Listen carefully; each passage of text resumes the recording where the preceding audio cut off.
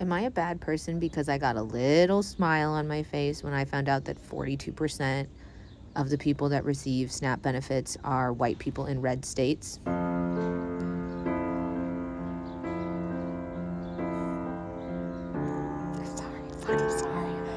So first, the face of poverty in reality looks very different than some people's perception. Thank you. Well, let me put a finer point on it. They think poverty is black and Latino and Hispanic people in this country, but poverty also includes a lot of white people in America. Rych Babes. Okay, we got to talk about this one. Okay, because today I am pulling receipts. Okay, because this whole SNAP thing is getting out of hand. All right, because when it comes to these food stamps, the SNAP, the biggest welfare program in America, the truth does not match the stereotype that we have been fed for decades. All right, let's go ahead on and strip down this data, the politics, and the propaganda that made one group the face of poverty when that was never the full picture. Hey, Rych Babes, it's Robyn Milan, and welcome back to the channel where we do it the rich way, girl. We think rich, get rich, and stay rich. Now, let's get right into this video, and I'll be back shortly. White Republicans love blaming black folks whenever they get denied government assistance by the politicians they elect. Let's get into it. I don't give a fuck. I'm about to say something, and I don't give a fuck whose feelings I hurt. You ready for this? So much I gotta put my phone down and be ready for it. The crash out over motherfuckers losing EBT benefits got me dead right now. When I fucking moved to Indiana, I didn't have shit. Almost no money in my pocket. I found a job at a gas station. I was making like fucking 20 grand a year, maybe 25 if I was lucky, right? I applied for benefits when I first moved to Indiana. I couldn't get them as a single mom with no support system. And they told me, no, you make too much money. And now you motherfuckers who have been on these programs for over 20 fucking years got the audacity to be mad that those benefits are being taken from you. Are you fucking kidding me? Bitching about how you're being done so wrong and you need all this fucking help still while you're recording from a fucking almost $2,000 cell phone. Why you got lashes as long as my fucking broom. Why your nails are as long as my fucking toothbrush. Are you kidding me right now? Y'all got me fucked up. Welcome to reality of paying your own fucking bills. Let me know how fun it is, okay? So she moves her kid and her to a shithole Republican state, gets a job at a gas station making poverty wages, and instead of blaming the gas station owner for paying her jack shit, he's probably a Republican, I'm sure, instead of blaming the Republican policies in the state that she moved to for denying her assistance that she went to sign up for. It was just fine when she went to go sign up for it. But now she's pissed off that other people are getting it. Instead of blaming the Republican policies, that the states control who gets SNAP. Okay, the feds fund it, the states decide who gets it. Instead of blaming the Republicans in her state, she turns around and blames black folks, particularly black women, it sounds like. It's the same shit we hear from Marjorie Taylor Greene when she talks about Jasmine Crockett, the eyelashes and the nails and all this racist dog whistle shit that white people do. And these people wonder why nobody wants to sit next to them at Thanksgiving, why they get disowned by family. It's because you're shit-ass, terrible, racist fucking people. I'm going to keep this, descriptive post short and straight to the point. The reason why why y'all are disillusioned, highly disillusioned, into believing that the majority of black people are the ones who are the SNAP and EBT, recipients, when in fact that's been proven multiple times that that's not true. And that's just not in and of recent years. It's pretty much always been that way. It's just been statistics and stereotypes that the government and white people have pushed out there.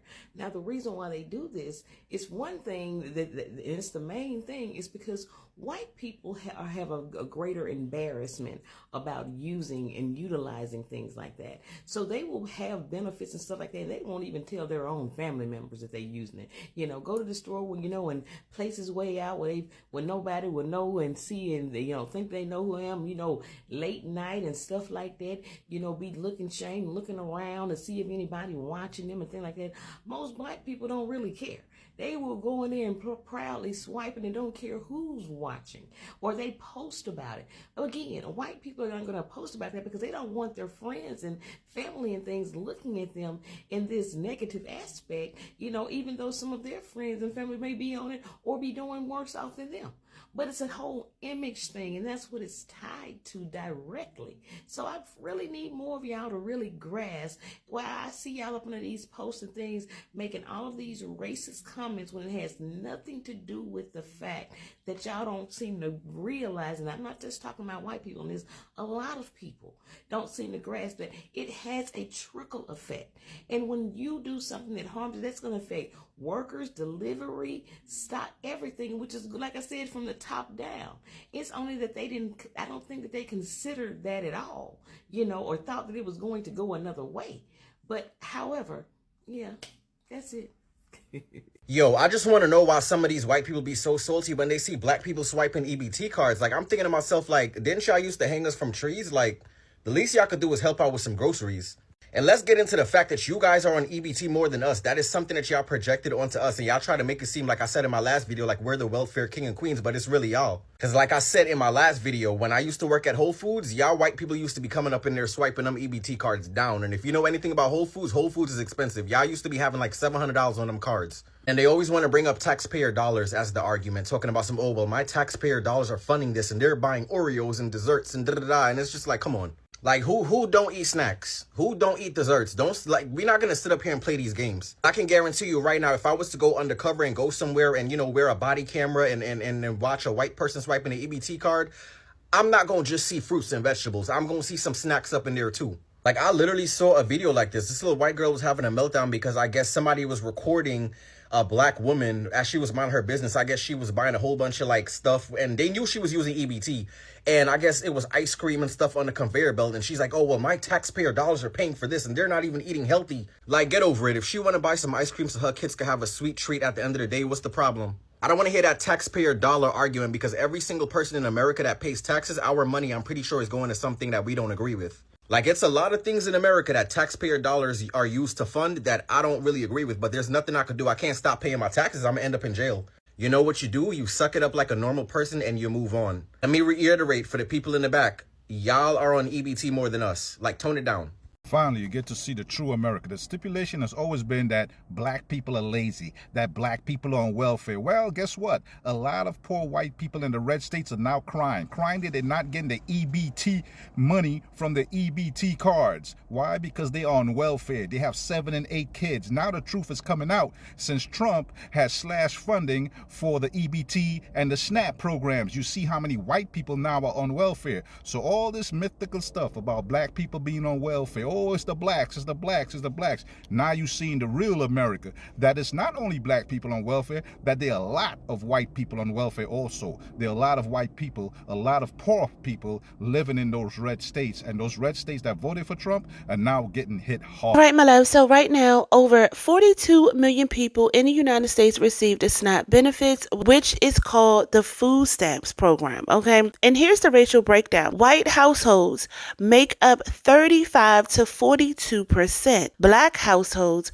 make up 24 to 26%. Hispanics, Latinos also make up around 23%. Asians, natives, and multiracials is roughly around 5% combined. Now, the translation, white Americans make up the largest group of SNAP recipients, but the media rarely shows that face when they talk about welfare, do they? So let me explain how the myth was actually born. This stereotype didn't just appear, it was crafted. Back in the 1980s, during the Reagan era, politicians started to use the term welfare queen to push a narrative, a black single mother driving a Cadillac while living off of taxpayers' money. That image became political gold and it stirred the outrage, justified cuts to social programs, and shifted public sympathy away from struggling families. Meanwhile, poverty was and still is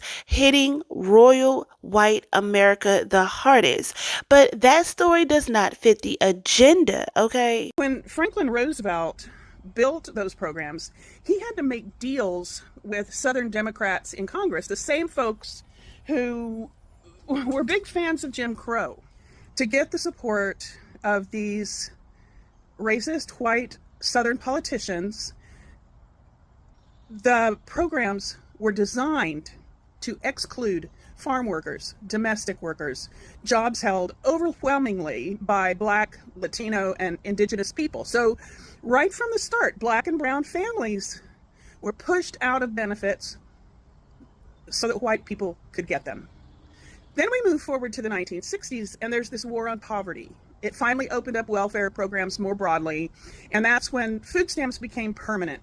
Well, permanent, we don't know what Trump's going to do to them, but they lasted a long time. And guess what? The minute more Black and brown families started accessing this help, the politics shifted.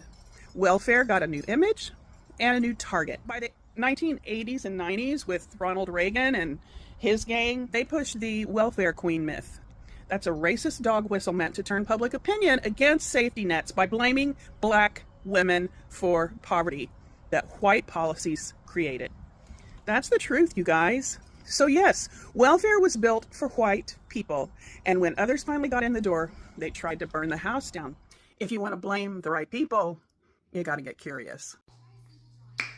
I don't know who need to hear this, but if Black people were the leading recipients, the most to receive Section 8, food stamp, SNAP, WIC, and Medicaid, those programs would have been shut down, closed, and eliminated a long motherfucking time ago. Toodles. You ever notice how the same people who benefited from public assistance are the same ones who act like welfare is some sort of moral failure? Yeah, let's talk about the presidents who cashed in and then closed the door behind them. Ronald Reagan, he literally made a boogeyman out of the welfare queen. And we all know who that caricature was supposed to represent, Black single mothers. But did you know that Reagan's own family benefited from the New Deal food relief programs? The ones that they had during the Great Depression. Yep, government food aid kept them afloat. But when he got into power, he slashed food stamps, gutted social programs, and pushed the racist myth that Black people were the ones that were freeloading rich. Bill Clinton. Clinton's family struggled. His stepfather his household was unstable. They relied on federal loans and local support to get by. And once Bill made it into office, he signed the 1996 Welfare Reform Bill. You know the one that decimated the support for millions of families, mostly Black and brown, of course. We're the target. We're always the target. He claimed that it would end dependency. All it really did was make survival harder for working-class women and children. Dwight Eisenhower, he grew up poor. His family lived on land grants and public resources. His schooling, his military career, even the GI Bill helped him rise. But in office, he warned against expanding social programs. He often stalled on civil rights protections that would have granted Black veterans the same rights to the GI Bill that he had access to. Donald Trump. Let's be real, Trump was propped up by taxpayer money in more ways than one.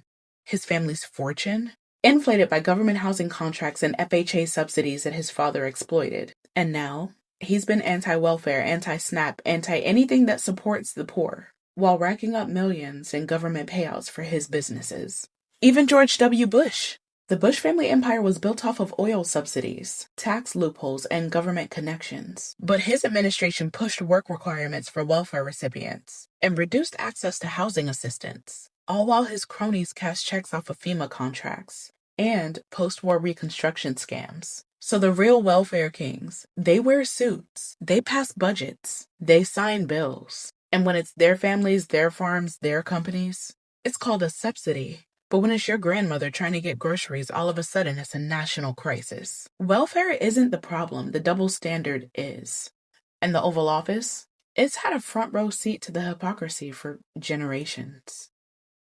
Speaking of welfare queens, did you know that President Ronald Reagan's welfare queen narrative was a racially coded political strategy that he used in his 1976 and 1980 campaigns to stroke resentment toward government assistance programs? Queen, and it was a nickname and a stereotype that really very quickly blew up.